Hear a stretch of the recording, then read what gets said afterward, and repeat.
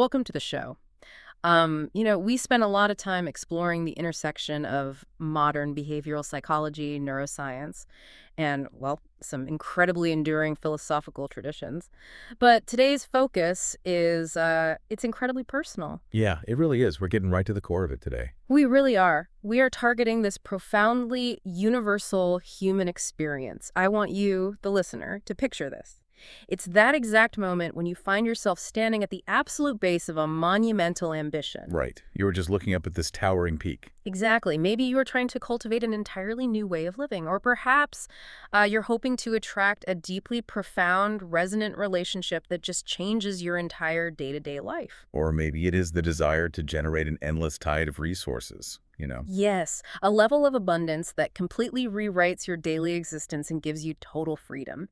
And yet, despite the absolute intensity of that desire, you feel entirely hopelessly stuck. It is a paralyzing sensation, isn't it? Oh, completely paralyzing. You are pushing against an invisible wall and absolutely nothing is moving.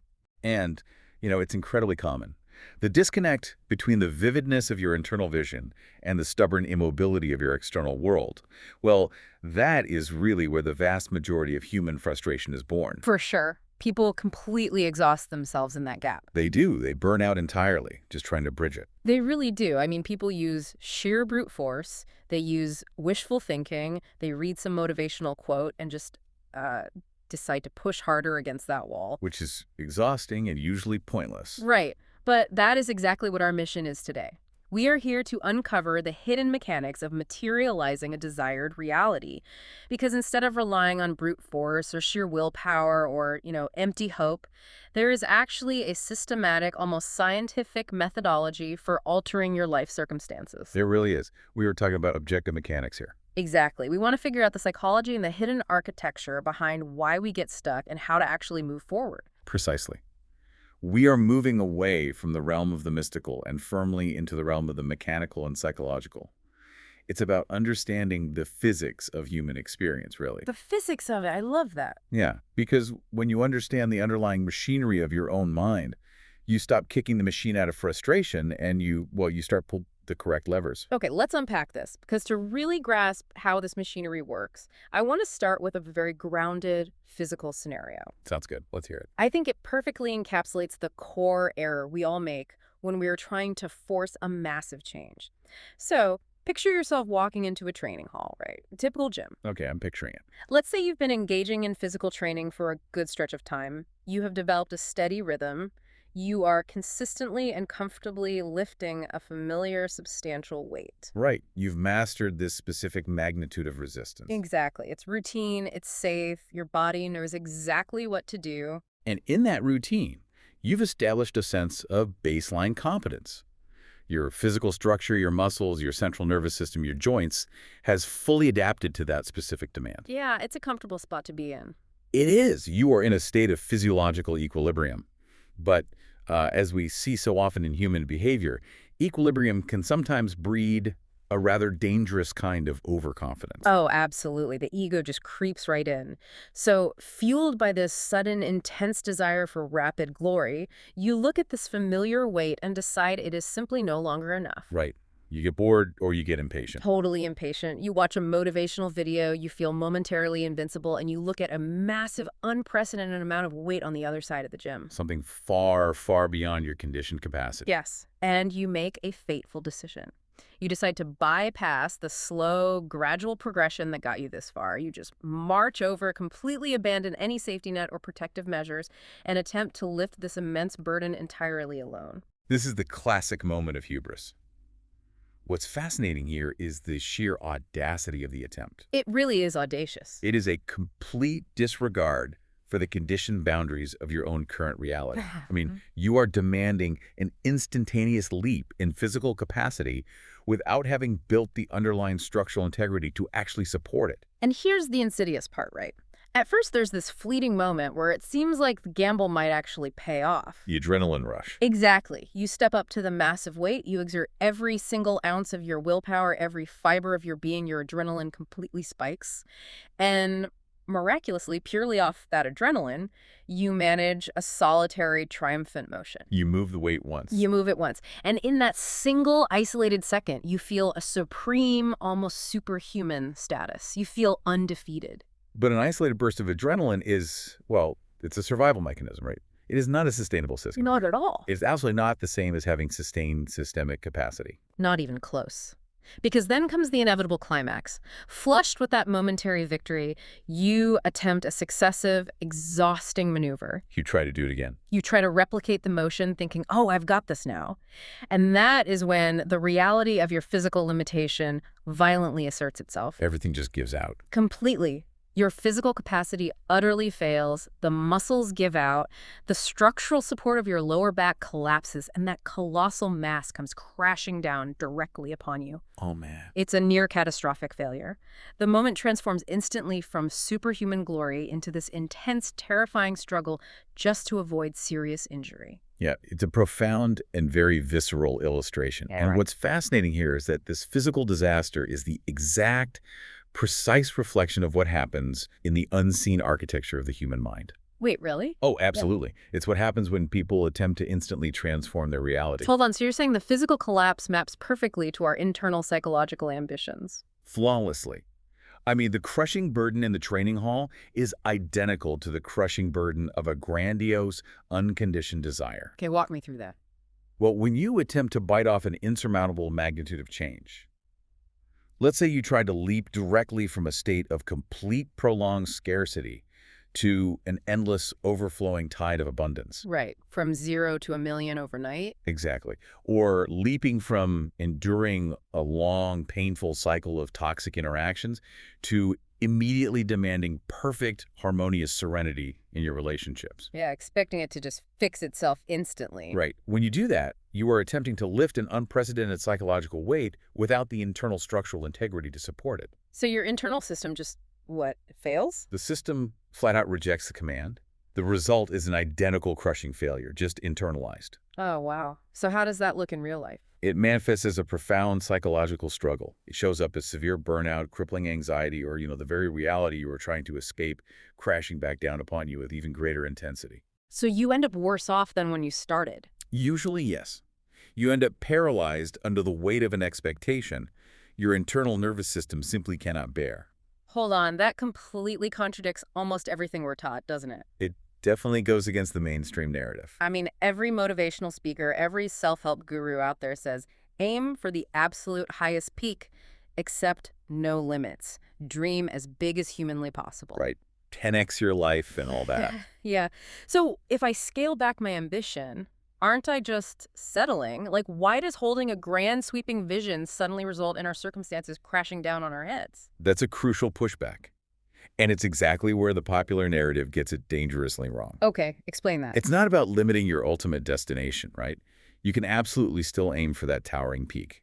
It is about respecting the physics of the journey. The physics of the journey. Yes.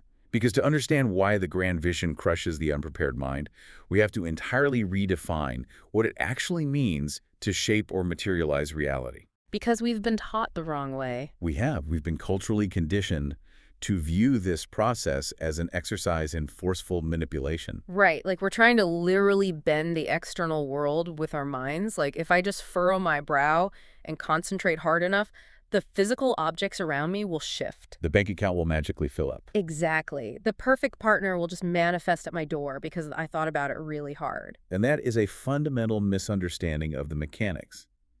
Changing your reality is an objective mechanism, sure, but it's not about physically wrestling your external environment into submission. So what is it about? It is fundamentally an internal shift. True materialization requires reaching a state of absolute emotional independence. Emotional independence. Let's pause there. What does that actually look like in practice? Well, it means reaching a psychological baseline where you are entirely at peace whether the desired outcome arrives or not. Wait, really? Yes. You are no longer tethered to the result for your sense of stability, your happiness, or your core identity. That feels like a massive paradox to me. How so? Well, how on earth can you fiercely desire something, like wanting to escape crushing debt or finding a deeply meaningful relationship while simultaneously not caring if it happens? That sounds impossible. It sounds impossible until you understand the physics of importance. Importance, like how much I value the thing. Exactly.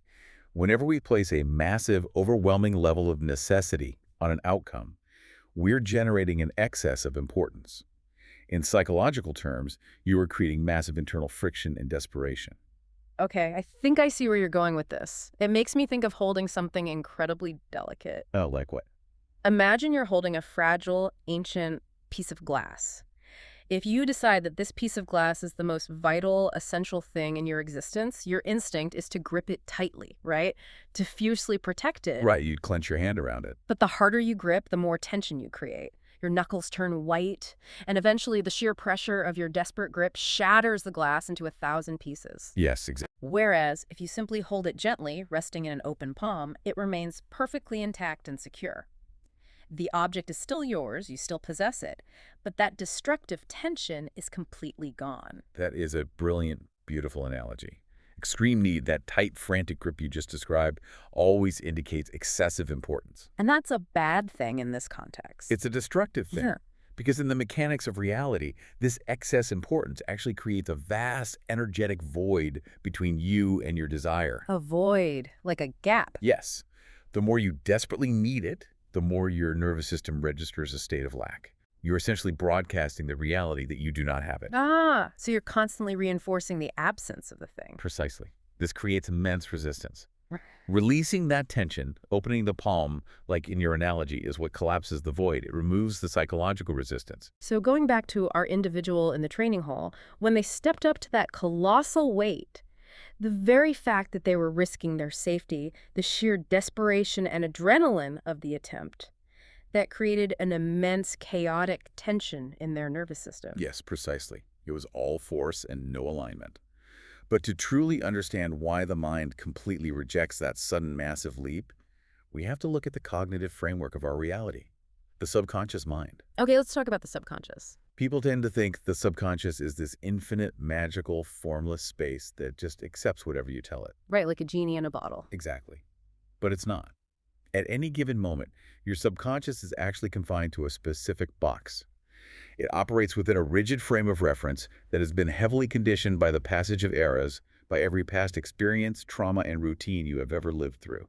It's like an operating system on a computer, right? One that only recognizes certain lines of code. If you try to run a program written in a language it hasn't been taught, it just returns an error message. That's it exactly. Now, consider an individual whose subconscious has only ever known a profound absence of resources. Someone who has struggled their whole life. Yes. The very walls of their internal box are built entirely out of the architecture of scarcity. Their baseline nervous system frequency is fundamentally tuned to the reality of not having. That makes sense. It's all they know. Right. So if that individual suddenly stands up, looks in the mirror, and demands their subconscious to instantly accept and process an overwhelming flood of resources, a complete overnight paradigm shift, it causes a systemic crash.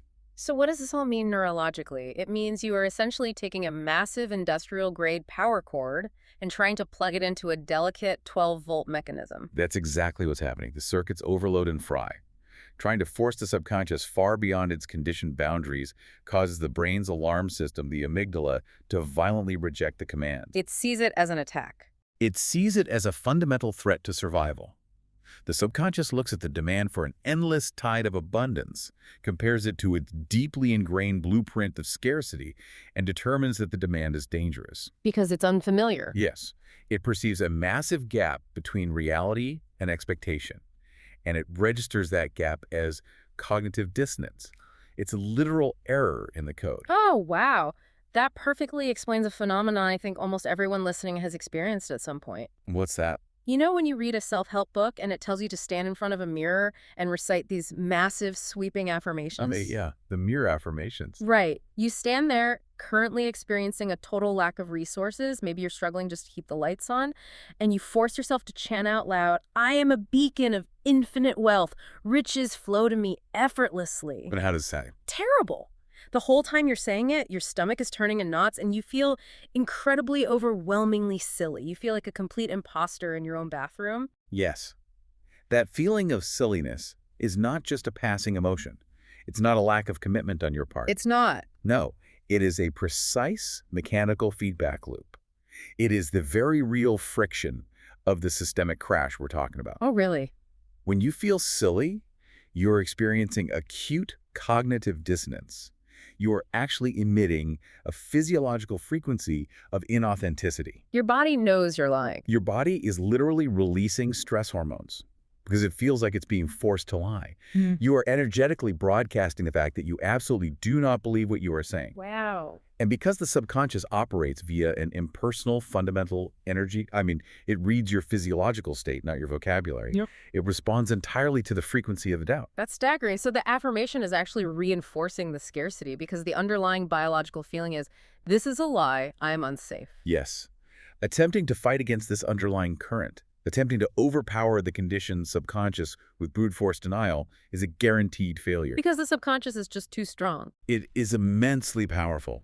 And it's designed to keep you aligned with what is familiar, because familiar means safe, even if that familiar state is totally miserable. You simply cannot bully it into submission. So what's the alternative? You must learn to harness it, to persuade it with supreme precision. Okay, this shifts the entire strategy of goal setting for me.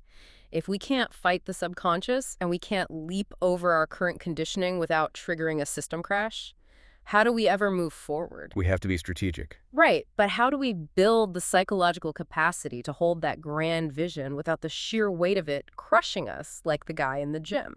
It all begins with calming the waters. We mentioned earlier that true materialization requires a state of emotional independence. Right, letting go of the desperate grip. Exactly. A vital, non-negotiable prerequisite to making any genuine change is peace, serenity. But wait, we usually think of peace as the reward. We do, but it's backwards. Right, like we think once I achieve this monumental ambition, once I finally have the endless tide of resources or that perfect relationship, then I will finally relax. Then I will be serene. We treat peace as the finish line. And that is the ultimate trap. Serenity is not the final destination reached after the goal is achieved. It is the calm water required before the ship can safely set sail. Oh, I like that. If your internal waters are churning with desperation, lack, anxiety, and chaotic need, any ship you try to launch onto those waters will capsize immediately. Because you're in a storm. Yes. Your nervous system is constantly in fight or flight mode. Yeah. You must establish a baseline of calm, engaging your parasympathetic nervous system before you introduce a new directive to your brain. Okay, so we calm the waters, we open our palm, and stop gripping the glass so tightly. Exactly. But we still need to grow, right? We still need to expand that internal box. How do we do that without triggering the system crash and setting off the amygdala's alarm bells? Through a deliberate process of incremental adaptation. Mental progressive overload. Yes, exactly. This is it. This is the solution to the parable of the training hall we started with. Instead of walking in and loading the bar with a colossal, system-shocking weight, you just add a fraction of resistance. A tiny, manageable amount. Right. You add a small plate. You allow the physical structure to adapt to that tiny increase over a few weeks. Once that becomes the new, comfortable baseline, you add another fraction. Precisely. Your mind requires the exact same incremental increase in conceptual strength. So you sneak it past the alarm system. Basically, yes. Yeah. You must stretch the boundaries of your subconscious so gradually, so gently, that it does not trigger those alarm bells of cognitive dissonance and inauthenticity. I love this. It's about building mental muscle systematically. But here's the practical challenge, right? What's that? How do we actually measure this? I mean, in a physical training hall, it's easy. You can literally see the physical plates. You know exactly the magnitude of resistance you are adding. How do we quantify an incremental increase in the mind? How does someone listening right now find their specific starting point? We use what we can call an intuitive baseline test. Okay. It's a highly practical, step-by-step psychological methodology designed to locate the exact, precise perimeter of your current subconscious belief system. Okay, walk me through this. Let's put you, our listener, in this scenario. Perfect. Let's say you're standing at the base of that mountain. Your ultimate grand goal is an absolute ocean of resources, a total life-altering transformation of your material reality. But currently, you are experiencing a severe drought. Okay, so if the grand ambition is an ocean, you must systematically scale the ambition backward in your mind until you find the point of absolute zero resistance. Zero resistance. Yes. You sit in a quiet space, calm your nervous system, and relying entirely on instant, unfiltered intuition. Not your logical planning brain, but your gut, you ask yourself. Mm. Can I generate a vast river of resources? And if my internal response is a hesitation, a tightening in the chest, or that familiar feeling of silliness, Then the resistance is still too high. The weight is too heavy. You are still trying to lift a burden beyond your current psychological capacity. the amygdala is still flagging it as a lie. Exactly. So you scale back again. Yeah. You ask your intuition, can I generate a modest stream of resources? What if I still feel a slight twinge of doubt? Like intellectually, I look at my resume and think I can, but my gut is doing a little flip of uncertainty. Any doubt, even a whisper of it, is a biological sign of excessive weight. Even just a whisper. Yes. You must continue to scale back. You leave your ego entirely at the door and you ask, can I generate a solitary, steady trickle of resources? Can I earn just a tiny fraction more this week? You keep reducing the magnitude of the question until your internal physiological response shifts completely. Until it hits the sweet spot. Yes, What does that sweet spot actually feel like in the body? it feels like an instantaneous, effortless, almost dismissive, yes, of course. Yes, of course. Yeah. There is no mental calculation required. There's no forced pumping up of the ego in the mirror. It registers in your brain as a statement of mundane fact. Like saying the sky is blue. Exactly. When your internal response treats the goal as an absolute given, you have successfully found the exact boundary of your subconscious frame of reference. Yes, of course. I know exactly the feeling you were describing. It reminds me of the mechanics of driving a manual transmission vehicle. Oh, that's a great comparison. Right. Finding this intuitive baseline is exactly like finding the precise bite point on a complex mechanical clutch. Walk me through that. So when you press the pedal all the way down, the engine and the wheels are completely disconnected. You can rev the engine as loud and hard as you want. That's the brute force, right? The empty, screaming affirmations, but the car goes absolutely nowhere. It just makes a lot of noise. It's all sound and fury. Exactly. Yeah. And if you release the pedal too quickly, if you just dump the clutch and try to leap to the grand ambition instantly, the gears violently clash, the car aggressively stalls out, and you are jolted forward in a catastrophic halt. That is a perfect, flawless mechanical translation of the systemic crash we discussed earlier. That sudden jolt is the cognitive dissonance. Right. But when you slowly, incrementally release the pedal, there is a very specific, millimeter-precise moment where you literally feel the friction plates gently make contact. The bite point. The bite point. The engine's power seamlessly, quietly transfers to the wheels. There is no grinding. There is no stalling. It is just a smooth, inevitable forward motion. That quiet, yes, of course feeling is the exact moment the gears of your conscious ambition and your subconscious belief perfectly align. That's a beautiful way to visualize it. Yeah. And there is a profound biological and neurological reason why finding that specific bite point is so crucial for change. Why is that? When you operate from that state of relaxed certainty, the dismissive, yes, of course, Yeah. you're actually altering the physiological state of your brain. How so? What's happening with the brain waves? Well, when you remove the stress of trying to believe the unbelievable, your brain stops producing the high-frequency chaotic waves typically associated with anxiety, stress, and forceful concentration. The fight or flight waves. Right. The fight or flight response deactivates. Instead, your brain begins to emit a subtle, low-frequency rhythmic pattern. Okay, like a calmer state. Exactly. This relaxed rhythmic state, often associated with alpha or theta brainwave states, acts as an open bridge directly into the subconscious mind. It completely bypasses the critical, skeptical faculty of your conscious brain. Because there's nothing to fight against. Precisely. Because the resistance is entirely gone, the acceptance of this new, slightly expanded reality becomes entirely seamless. So by deliberately aiming for a target that feels effortlessly attainable, we completely bypass the internal security system. We slip the new command into the subconscious while the guard is relaxed and looking the other way. Exactly. Yeah. And here is the magic of incremental adaptation.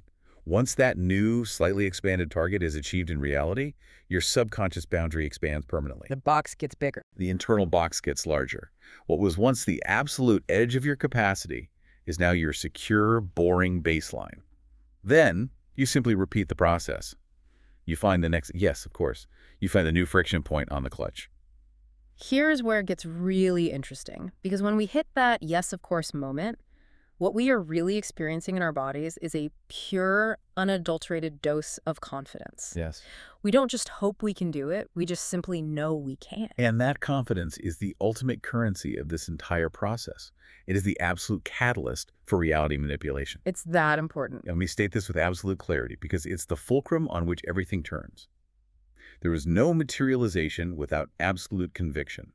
It is the required, non-negotiable catalyst for any lasting change in your external circumstances. Let's really define conviction, though, because I think a lot of people confuse conviction with just hoping really, really intensely. They absolutely do. They think if they just want it badly enough, if they cry about it, if they obsess over it day and night, that somehow counts as conviction. But as we established with the fragile glass analogy, that isn't conviction. That is desperation. Right, the tight grip. And desperation pushes the desire further away by generating massive resistance. To understand true conviction, we must look at how the ancient philosophical traditions understood the concept. How do they look at it? Well, the ancient practitioners of this art did not view conviction as blind hope or some fervent emotional plea to the universe. What did it look like to them? They viewed it as an absolute certainty, a mechanical, unemotional expectation. Unemotional. That's key. It's directly akin to the expectation you have right now when you enter a dark room and flip a mechanical switch on the wall. Oh, I see. You do not stand there and hope the light will illuminate, right? You do not cross your fingers, close your eyes, and recite a desperate affirmation to the light bulb. Please turn on, I am a being of light. Exactly. It sounds ridiculous because you possess a foundational, entirely unquestioned certainty that the physical action of flipping the switch will produce the result of the light. The mechanics of the circuitry are trusted entirely. That level of certainty is staggering to think about. It is so utterly devoid of emotional turmoil. It's just a calm, almost boring expectation of cause and effect. Boring is a great word for it. It should feel boring. But this raises a massive practical question for you, the listener.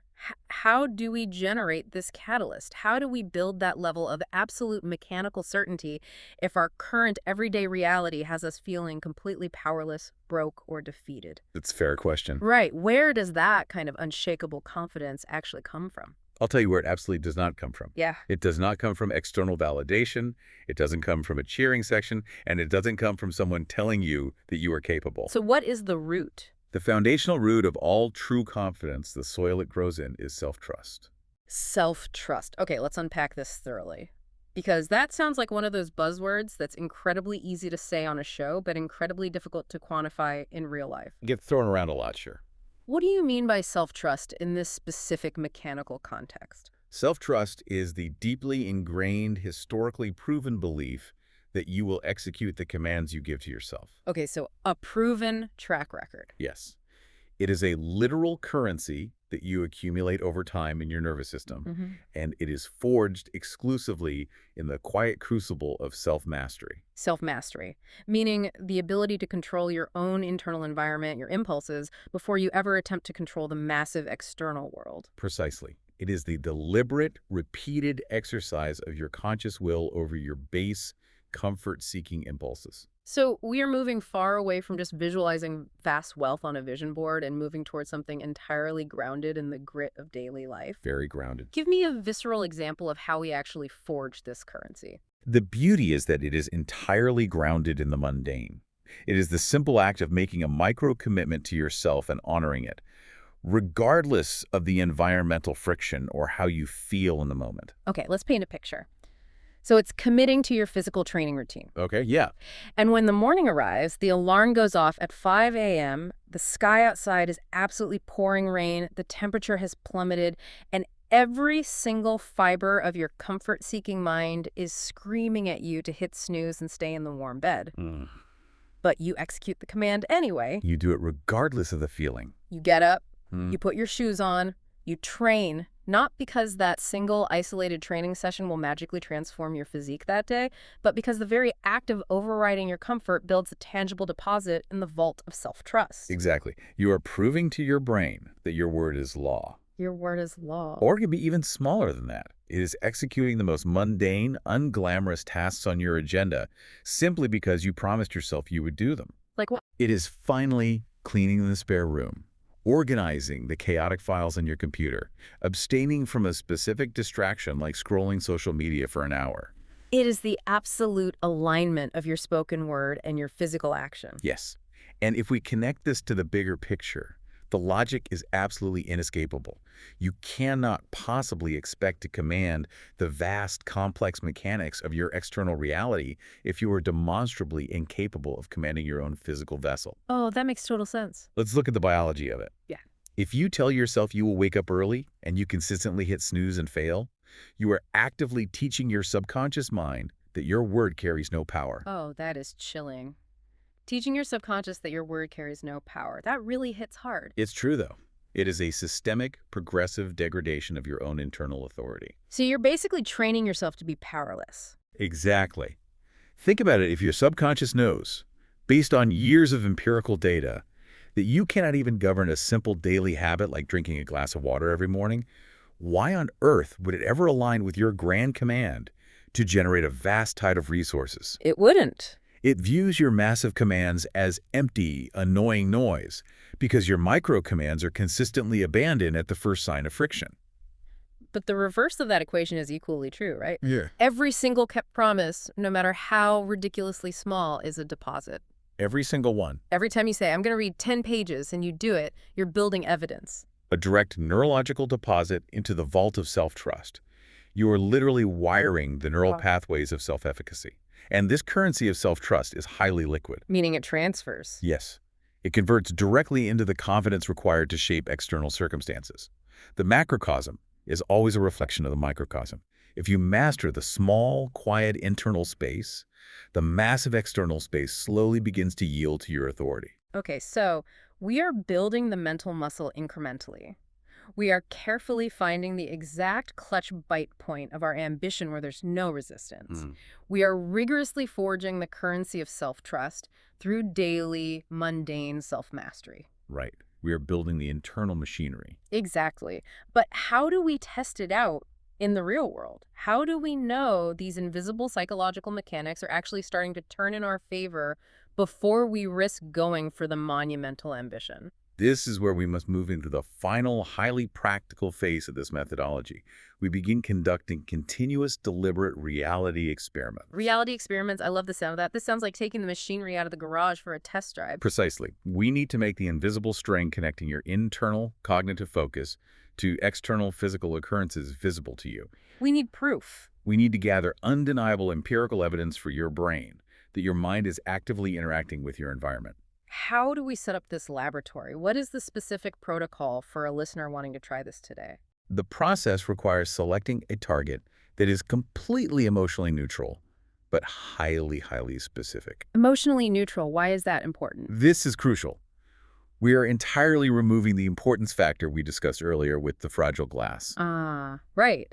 So we're specifically not visualizing the endless tide of resources. We are not visualizing the profound relationship or the dream job because those carry way too much emotional weight and desperation right now. Exactly. If you choose something you desperately need, your grip tightens, the void opens, and the experiment fails. Instead, you instruct your mind to focus on an anomaly. An anomaly? Like what? For example, you decide to visualize a highly specific, vividly colored, extraordinarily rare conveyance, a vehicle you would almost never naturally encounter in your standard daily environment, or perhaps an unusually designed garment of profound rarity. Let's give a concrete example, like deciding to focus on a brilliantly emerald-colored vintage luxury automobile. Perfect. Something highly specific, unmistakable, but you absolutely don't care whether you see it or not. Your life doesn't depend on it. Yes. And you commit just a few moments each day to holding that specific image in your mind. You observe its details. You centralize your energy upon it without an ounce of desperation.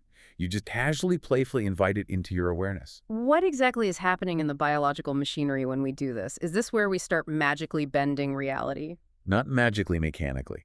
It is where we begin directing a very specific, deeply powerful physiological mechanism.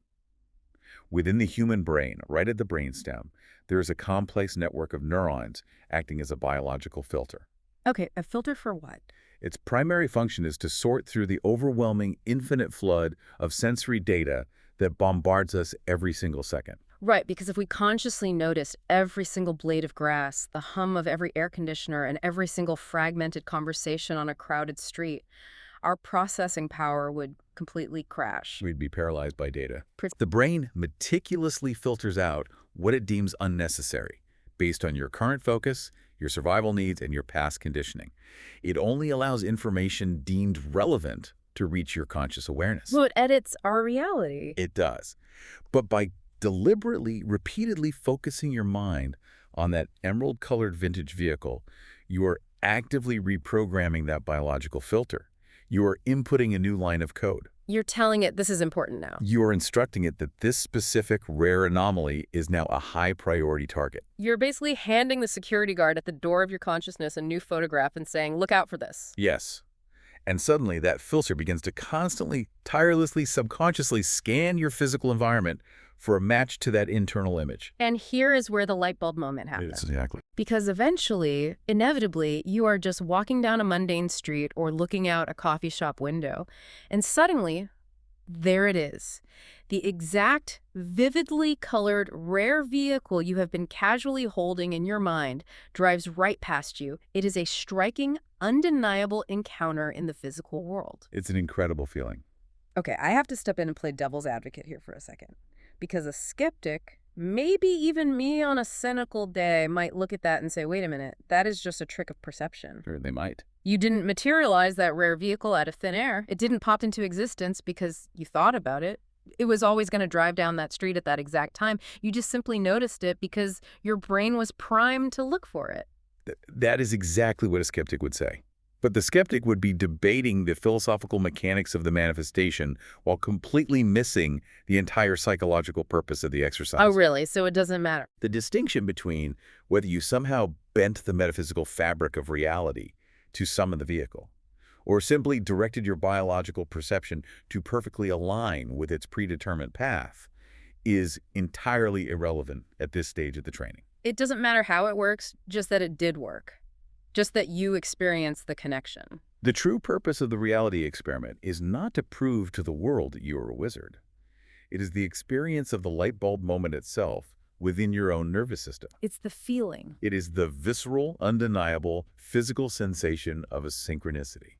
Recognizing these synchronicities is a deliberate, calculated exercise in strengthening the invisible string between your inner world and your outer experience. Strengthening the neural pathway that connects the thought, I focused on this internally, with the realization, I experienced this externally. Exactly. The human mind deeply craves evidence. It operates on proof. It needs to see it to believe it. If you perform this experiment once, your brain will write it off as a coincidence. But what happens when you repeat this protocol? What happens when you decide to visualize a rare crimson bird, and the very next afternoon it lands directly on your windowsill? You start to wonder. What happens when you casually focus on an unusually designed architectural detail, and 2 days later you suddenly spot it on a building you have walked past every day for the passage of eras without ever noticing it? It becomes a compounding effect. You are gathering a massive mountain of empirical data that your mind simply cannot ignore. You are fundamentally altering your foundational belief system from the ground up. This repeated, continuous validation completely eradicates internal doubt. Because you can't argue with your own experience. Exactly. The skepticism dissolves because your logical brain simply cannot argue with a relentless, compounding wave of personal, experiential evidence. The vault of self-trust is overflowing at this point. You've kept your micro-promises and you've proven your focus alters your experience. And this is the ultimate destination of the entire methodology. When you have successfully conducted a vast multitude of these low-stakes reality experiments, your subconscious mind fully, structurally accepts the premise that internal focus dictates external experience. The box is huge now. The boundary of your internal box has become incredibly expansive. It no longer operates entirely from a baseline of scarcity or powerlessness. So when we finally turn our attention back to that monumental ambition, that towering peak we talked about at the very beginning of our conversation, the entire internal equation has completely changed. Entirely, because you're no longer the unconditioned, frantic individual trying to hoist a colossal weight in a desperate You're not battle. gripping the glass until it shatters. Exactly. You are no longer generating massive resistance. You have systematically, quietly built the underlying structural integrity required to hold the vision. When you eventually turn your focus toward that ultimate, life-changing ambition, whether it's the endless tide of resources, the profound relationship, or the total transformation of your daily existence, your internal biological response is no longer terror, cognitive dissonance, or silliness. It's not a systemic crash anymore. Right. It is the exact same casual certainty you felt when visualizing the vividly colored vehicle. Your subconscious looks at the towering peak and simply says, I can do that effortlessly. Yes, of course. The absolute conviction, the mechanical certainty of flipping the light switch, that quiet alignment is the true, sustainable manifestation of human potential. This has been an absolutely staggering journey through the mechanics of reality and the architecture of our own minds. It really shifts the perspective, doesn't it? It changes everything. Let's synthesize exactly what we have uncovered here today. To you, our listener, standing at the base of your own ambition right now, we have to fundamentally rewrite the narrative of struggle you've been carrying. We have to drop the brute force. Yes, your frustration, that painful feeling of pushing endlessly against an immovable wall, does not stem from a lack of inherent power. It doesn't stem from a lack of worthiness, or because the universe is somehow against you. It stems entirely from an undeveloped internal capacity to channel the incredible power you already possess. Attempting to hoist the entirety of your ultimate vision upon your shoulders in a single, chaotic, unconditioned bound will always, inevitably, result in a crushing psychological defeat. Your nervous system is literally designed to reject sudden, unearned leaps in order to protect you. You cannot bypass the training hall. You cannot cheat the biological mechanics of your own brain. The elegance of the human design is profound, if you actually respect it. The true power of an individual lies not in explosive, chaotic leaps driven by momentary motivation, but in the quiet, undeniable compounding of disciplined alignment. And compounding effect. It is the daily mastery of the microcosm, the systematic, gentle expansion of the subconscious boundary, the relentless forging of self-trust through tiny, kept promises. It is the monumental shift from desperately hoping your reality will change to quietly, systematically commanding it through preparation and alignment. Indeed. We are not fragile victims of circumstance. We are powerful architects of perception, provided we respect the structural materials we are building with. I absolutely love that. Architects of perception. We have completely dismantled the exhausting brute force approach and replaced it with a precision psychological methodology. It's a much better way to live. It really is. But as we wrap up this exploration, I want to leave you, the listener, with a lingering question, a provocation to take with you into your daily routine tomorrow morning. Something to really think about. We have firmly established that the macrocosm reflects the microcosm. We have established that absolute conviction is born in the quiet crucible of your daily commitments. So if every single kept promise to yourself is actively rewriting the biological boundaries of what your reality will yield to you, what is the smallest, most insignificant promise you are breaking today, and what immense, towering reality is it currently costing you? A vital, deeply confronting inquiry. The true power is always in the smallest pivot. Take that thought with you. Let it sit with you. And more importantly, take the methodology we've outlined. Step out into the world today and conduct your very first reality experiment. Choose the vivid, emotionally neutral anomaly. Hold the casual focus. Wait for the biological filter to do its job and experience that light bulb moment for yourself. Confidently test the mechanics of your own existence. Until next time, keep exploring the boundaries.